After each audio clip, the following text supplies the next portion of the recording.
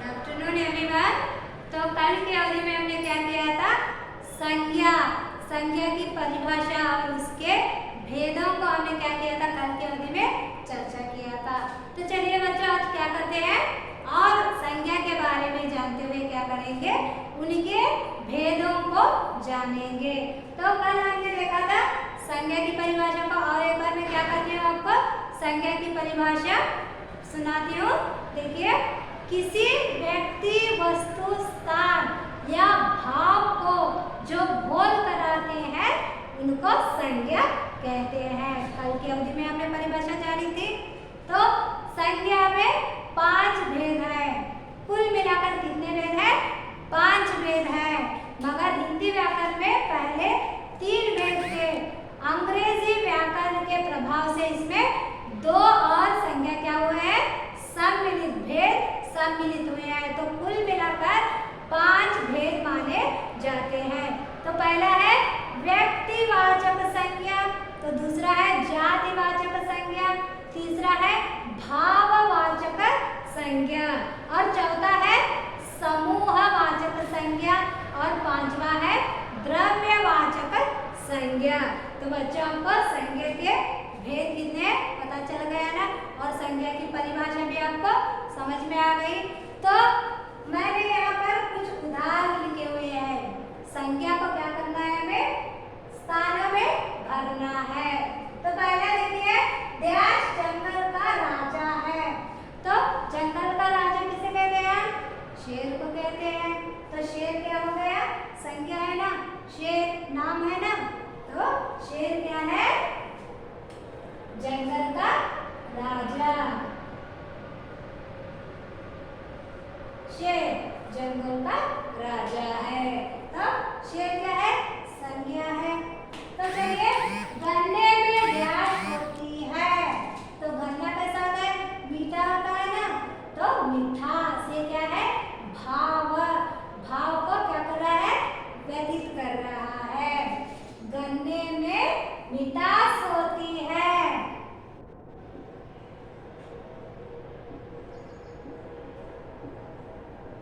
मिठास होती है। तो मिठास क्या है?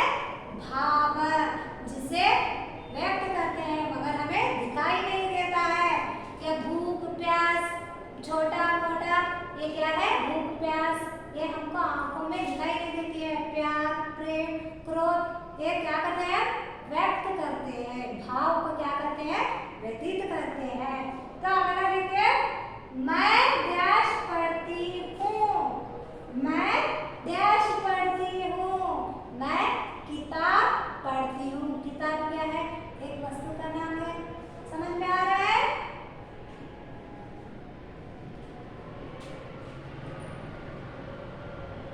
मैं किताब पढ़ती हूँ। तो अगला देखिए, डैश भारत की राजधानी है। भारत की राजधानी कौन सी है? वेरी गुड, दिल्ली हमारी राजधानी है। तो दिल्ली।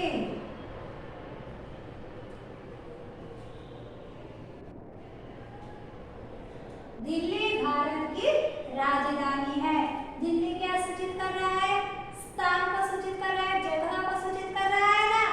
दिल्ली भारत की राजधानी है। तो अगला देखिए, डैश एक पवित्र नदी है। गंगा एक पवित्र नदी है। गंगा शब्द नाम को दोहरा रही है ना, गंगा नदी।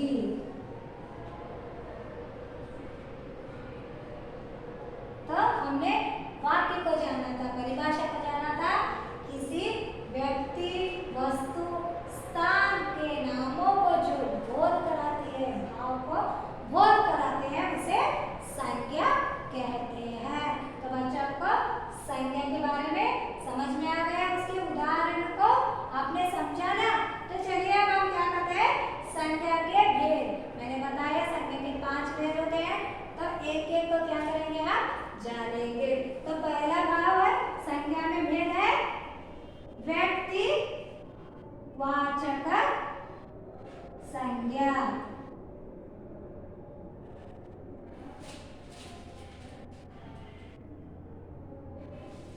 व्यक्तिवाचक संज्ञा। तो दूसरा आता है जातिवाचक। जातिवाचक संज्ञा। तो तीसरा है भाववाचक संज्ञा। भाववाचक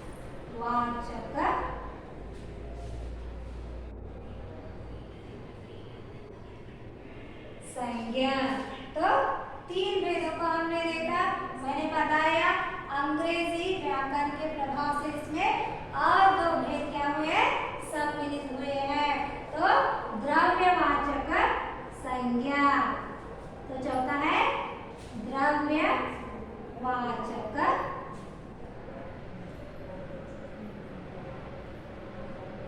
संज्ञा।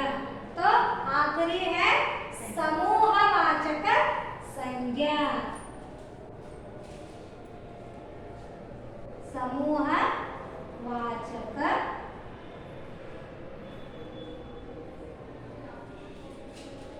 संज्ञा। तो हमने 5 भेदों के बारे में हमने जाना। तो आगे बढ़ते हैं, हम क्या करते हैं, व्यक्तिवाचक संज्ञा की परिभाषा को क्या करेंगे, जानेंगे। तो व्यक्तिवाचक संज्ञा किसे कहते हैं, जो शब्द किसी विशेष व्यक्ति, वस्तु, स्थान के नामों को बोध करते हैं उन्हें व्यक्तिवाचक संज्ञा कहते हैं। तो यहाँ पर गौर करना है, विशेष व्यक्ति हो, वस्तु हो या स्थान हो, जो शब्द बताते हैं उनको हम क्या कहते हैं, व्यक्तिवाचक संज्ञा कहते हैं। तो उदाहरण के लिए हम लेंगे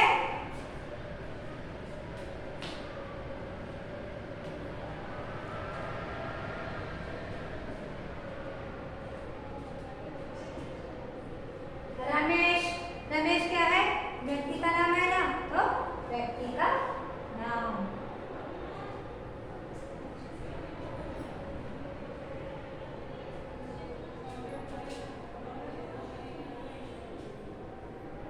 व्यक्ति का नाम। तो दूसरा उदाहरण हम लोग देंगे, हमने व्यक्ति को देखा,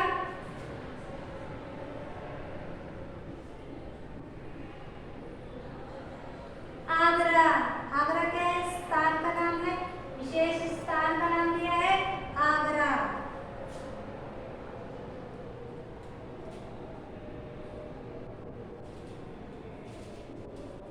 आगरा स्थान का नाम।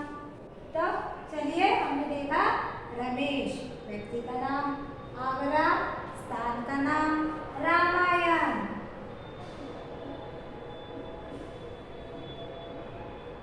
रामायण क्या है, किताब।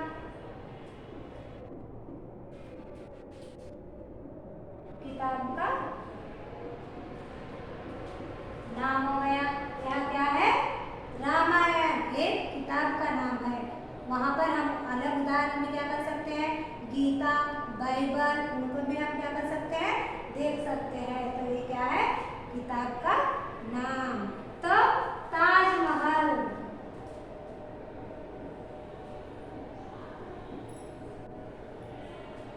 ताजमहल क्या है, इमारत है।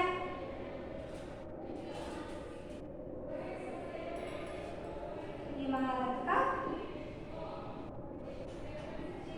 नाम।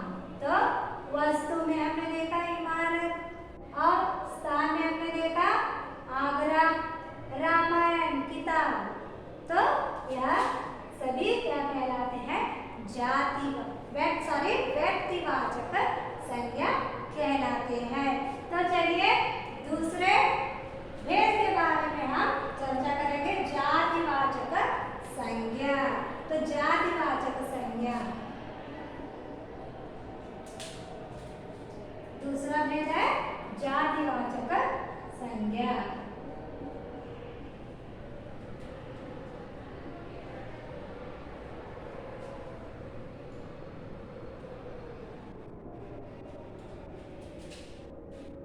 तो जातिवाचक संज्ञा किसे कहते हैं, इसकी परिभाषा को हम देंगे,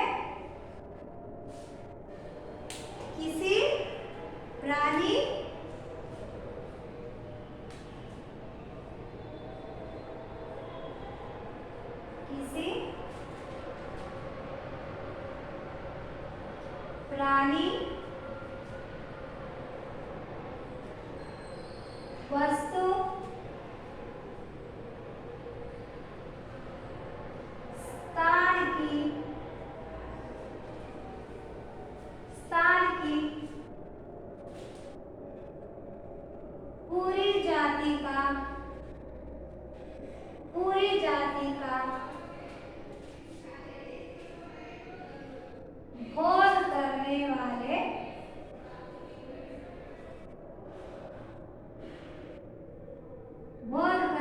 वाले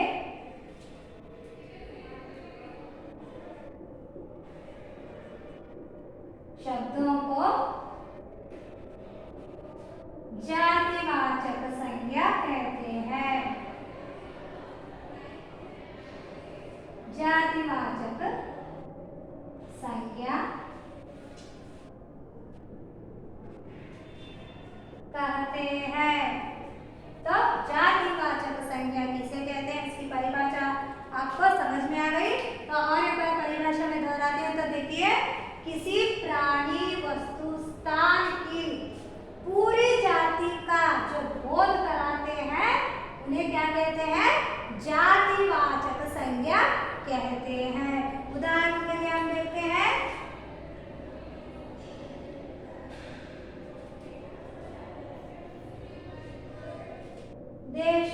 देश में हम कौन सा भी देश को उदाहरण देख सकते हैं।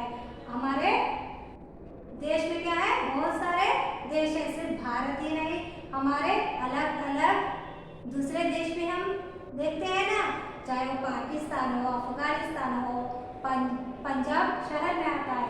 हम देश के बारे में क्या कर रहे हैं, समझ रहे हैं ना। चीना, पाकिस्तान, ये सभी क्या है, देशों के नाम कहलाते हैं। देश यानी पूरे जाति, देश में बहुत सारे देशों को हम यहाँ देख सकते हैं। तो अगला उदाहरण देखते हैं,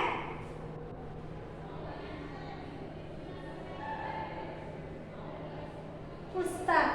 पुस्तक में कौन सा भी पुस्तक हो सकता है, वह पवित्र ग्रंथ हो या पढ़ने के किताबें हो। पुस्तक यानी पूरे जाति को यहाँ बता रहा है, सिर्फ एक पुस्तक के बारे में, पर्टिकुलरली एक पुस्तक के बारे में वहाँ हम चर्चा नहीं कर रहे हैं। पुस्तक पूरे जाति को यहाँ क्या कर रहा है, हमें बता रहा है।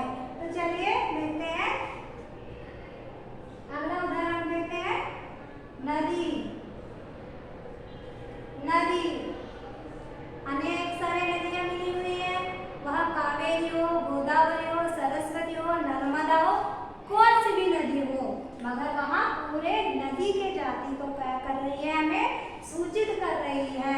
नदी में मैंने यहाँ बिल्कुल प्रत्येक एक नाम लेकर मैंने यहाँ सूचित नहीं किया है, नदी का पूरे जाति को यह क्या कर रही है, हमें बता रही है। समझ में आ रहा है बच्चों, जातिवाचक संज्ञा किसे हम कहते हैं। तो उनको शब्दों को हम क्या कर रहे हैं, जान रहे हैं, कौन से जातिवाचक संज्ञा में शब्द आते हैं, किसको हम कैसे पहचाने, इसको आपको समझ में आ रहा है ना। यहाँ क्या होता था, जो विशेष व्यक्ति, प्रत्येक एक व्यक्ति एक स्थान के बारे में हमें निश्चित रूप में बता रहा है, मगर जातिवाचक में क्या होता है, पूरे जाति को वह क्या करता है, हमें सूचित करता है, समझाता है। समझ में आ रहा है ना। तो चलिए और थोड़े उदाहरण देखेंगे। नदी हो गया, शहर हो गया, शहर,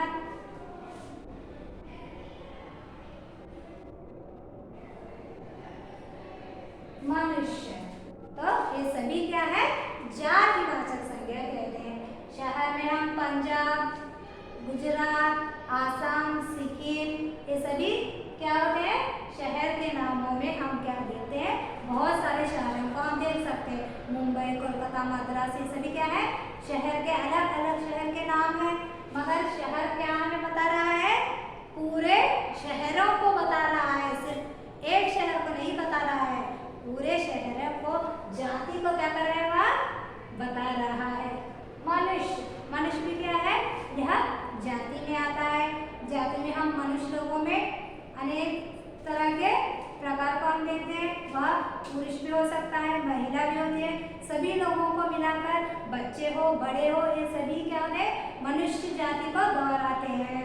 तो मनुष्य भी क्या है, जातिवाचक संज्ञा में आता है। तो बच्चों आपको समझ में आ गया है ना, व्यक्तिवाचक संज्ञा और जातिवाचक दो भेदों को हमने आज चर्चा किया, और उनके परिभाषा को भी हमने क्या किया, आज की अवधि में चर्चा किया। तो कल की अवधि में हम क्या करेंगे, बाकी बचे हुए 3 भेदों को क्या करेंगे, उदाहरण के साथ, परिभाषा के